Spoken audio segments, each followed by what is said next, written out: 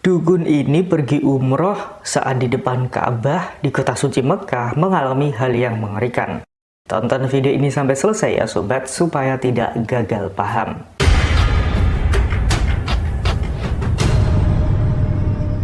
Dukun pergi umroh terdengar seperti dua hal yang sangat bertentangan ya sobat. Dukun dikenal sebagai orang yang mempraktekkan perbuatan syirik, sedangkan ibadah umroh dilakukan di kota paling suci bagi umat Islam. Lalu apa jadinya ya jika ada dukun yang pergi umroh ke tanah suci? Kejadian mengejutkan apa yang akan dialami dukun ini saat ada di depan Ka'bah? Tonton video ini sampai selesai ya sobat untuk mengetahui jawaban selengkapnya. Kisah nyata dukun pergi umroh ini bersumber dari channel YouTube Muhammad Sofi Awe. Dikisahkan ada seorang pria mengalami hal yang sangat aneh saat di depan Ka'bah. Ternyata pria itu adalah seorang dukun. Sebut saja namanya Mbah Brayut. Mbah Brayut ini merupakan orang pintar yang dituakan di kampungnya. Ia terkenal karena praktik perdukunannya.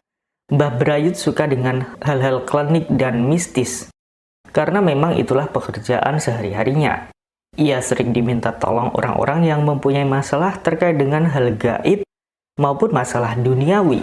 Mulai dari mengobati orang sakit hingga diminta untuk melancarkan rezeki atau diminta mendatangkan jodoh, semuanya dilakukan sama Mbah Brayut. Maka dari itu pasien yang datang ke tempatnya bukan hanya dari desanya saja, melainkan juga dari daerah lain.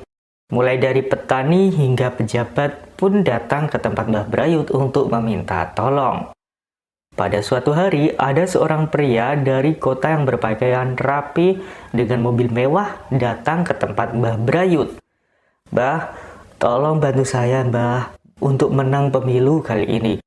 Nanti kalau saya menang, Mbah akan saya kasih hadiah umroh," kata pria itu yang ternyata ia adalah salah seorang kandidat pemilihan umum di daerah tersebut. Mbah Brayut pun langsung menyanggupi permintaan pria tersebut. Ia pun segera melancarkan aksinya. Ia berikan beberapa jimat-jimat kepada pria tersebut. Nah, setelah itu si pria itu pun pulang dan tentu saja memberinya ongkos kepada Mbah Brayut. Beberapa bulan kemudian pemilihan umum pun diadakan dan ternyata pria tersebut menang pemilu sehingga ia pun diangkat menjadi pejabat setempat. Nah, tak ingkar janji, pria itu pun memberikan hadiah berangkat umroh kepada Mbah Brayut. Orang-orang yang jadi tim suksesnya pun juga sama mendapatkan hadiah umroh gratis. Nah, mungkin ada nih yang bertanya-tanya, ini kan dukun ya, tapi kok mau ya gitu dikasih hadiah umroh? Jadi Mbah Brayut itu memang dukun ya, tapi bukan dukun yang murni ilmu hitam gitu nih. Tapi ia telah mencampur adukkan ayat-ayat suci Al-Quran dalam mantranya dengan jimat-jimat dan sesajen gitu. Jadi Mbah Brayut ini memang tetap menganggap kalau praktik perdukunan yang dilakukan itu tidak salah gitu, karena menggunakan ayat Al-Quran. Padahal ya sebenarnya praktik perdukunannya sudah dicampur dengan hal-hal yang musyrik, sehingga menjadi ya musyrik gitu. Nah, singkat cerita, Mbah Brayut dan rombongan pun berangkat umroh ke Tanah Suci. Nah, sesampainya di Tanah Suci inilah beberapa kejadian aneh terjadi pada Mbah Brayut. Tepatnya pada tahun 2012, Mbah Brayut itu pergi umroh. Ia tidak hanya sendiri, tapi juga bersama anak dan istrinya. Ia ternyata juga diberangkatkan umroh sama pejabat tadi. Nah, di Tanah Suci kebetulan Muhammad Sofi menjadi pembimbing Mbah Brayut dan yang lainnya. Nah, disinilah dimulai kejadian-kejadian aneh tersebut. Kejadian aneh pertama terjadi pada saat tiba di Madinah. Semua orang senang saat tiba di kota suci tersebut. Namun tidak dengan Mbah Brayut. Mbah Brayut malah tidak percaya jika ia sudah ada di kota suci Madinah. "Tidak, ini bukan Madinah. Ini tuh kota tempat saya tinggal," kata Mbah Brayut. Nah, mendengar hal itu, orang-orang pun terkejut. Jelas-jelas mereka itu semua sudah ada di kota Madinah. Setelah itu, mereka pun menuju hotel di Madinah. Satu persatu masuk ke dalam kamar hotel masing-masing. Tinggallah Mbah Dukun itu yang terlihat kebingungan. Ternyata lagi-lagi ia masih menyangka kalau dirinya itu masih berada di kota tempat tinggalnya. Mbah, sekarang kita sudah sampai di hotel di kota Mekah nih. Nah, nanti kita akan menginap di sini sebelum menuju kota Mekah, kata pembimbing. Hotel di Madinah? Lah, ini kan bukan di Madinah. Ini hotel di kota saya. Tiap hari aku lewat di sini, di depan bangunan ini, pakai ojek. Gimana sih kamu? Timpal Mbah Brayut. Mendengar hal itu, pembimbing pun langsung terkejut lagi. Namun, pembimbing tetap membujuk Mbah Brayut ini untuk masuk ke hotel supaya ia bisa istirahat.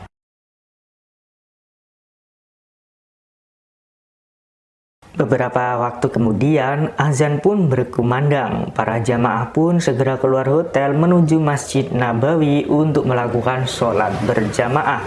Tak ketinggalan juga Mbah Brayut yang saat itu didampingi sama pembimbing.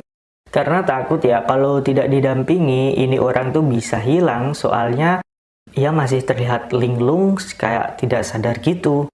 Nah, sesampainya di Masjid Nabawi, pembimbing pun bilang lagi, "Mbah, kita ini sekarang sudah sampai di Masjid Nabawi. Nanti kita akan sholat jamaah di masjid ini. Tuh Mbah, lihat, banyak orang Arab kan di sini. Kita ini memang sekarang ada di Arab loh Mbah, di kota Madinah," kata pembimbing itu lagi. Kota Madinah apa loh? Itu kan orang-orang Arab banyak, itu kan memang tamu negara. Kamu ada-ada saja ya. Timpal Mbah Brayut lagi, dan membuat semua orang yang mendengarnya pun lagi-lagi terkejut. "Ya sudah Mbah, kita sholat jamaah dulu ya," ajak pembimbingnya. Nah, setelah beberapa hari di kota Madinah, rombongan pun segera berpindah ke kota suci Mekah untuk memulai ibadah umroh.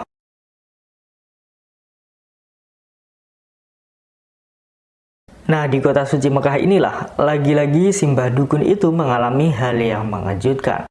Pembimbing pun terus mendampingi Mbah Brayut ini lantaran takut kalau orang itu tersesat karena ya kondisinya kan memang seperti orang linglung. Nah, karena demi keamanan, pembimbing pun memutuskan untuk mendorong Mbah Brayut dengan kursi roda sambil melakukan tawaf. Namun yang terjadi malah hal yang mengejutkan. Selesai tawaf, pembimbing berkata, "Mbah, tadi kita sudah melakukan tawaf nih, mengelilingi Ka'bah sebanyak 7 kali. Nah, gimana perasaan Mbah sekarang?" "Keliling Ka'bah apanya loh? Wong tadi aku cuma muter-muter keliling kota tempat tinggalku kok," timpal Mbah Brayut lagi yang membuat si pembimbing sekali lagi kembali terkejut. Jadi selama di Tanah Suci ini, Mbah Dukun ini tidak sadar ya, dan masih menganggap bahwa dirinya itu masih ada di kota tempat tinggalnya. Nah, suatu waktu Mbah Brayut itu tiba-tiba ingin pulang. Katanya nanti kalau tidak pulang bisa dicari sama anak istrinya. Padahal kan dari awal umroh ya, anak istrinya juga ikut umroh kan. Tentu saja hal ini pun membuat pembimbing dan jamaah lain jadi tambah kebingungan.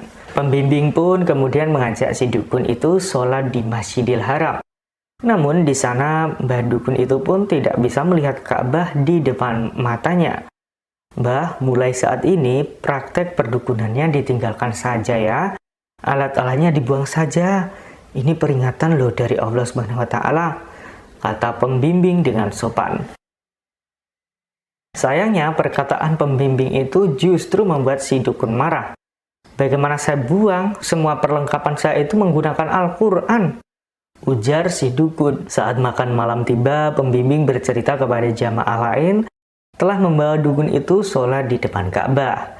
Namun saat ditanya bagaimana perasaannya melihat Ka'bah, si dukun malah emosi dan mengaku tidak melihat secara langsung.